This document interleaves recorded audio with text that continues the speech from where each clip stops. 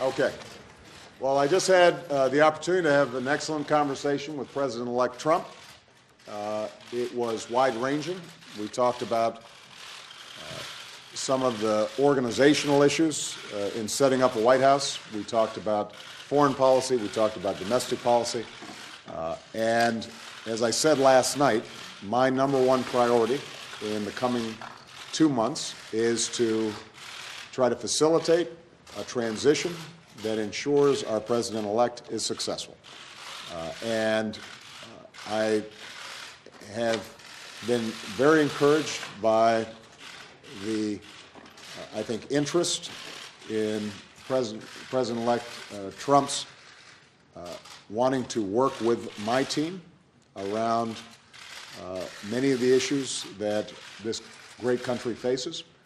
And I believe that it is important for all of us, regardless of party and regardless of political preferences, to now come together, work together, to deal with the many challenges that we face. And in the meantime, Michelle has had a chance to greet the incoming First Lady, and we had an excellent conversation with her as well, and we want to make sure that they feel welcome as they prepare to make this transition.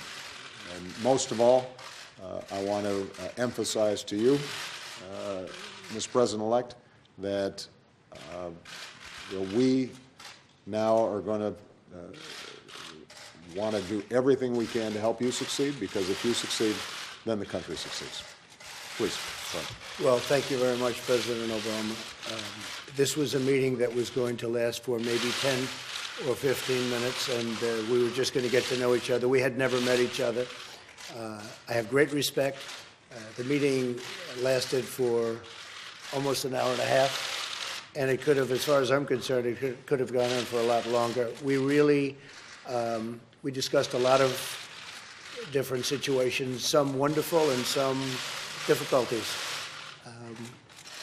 I very much look forward to dealing with the President in the future, including counsel.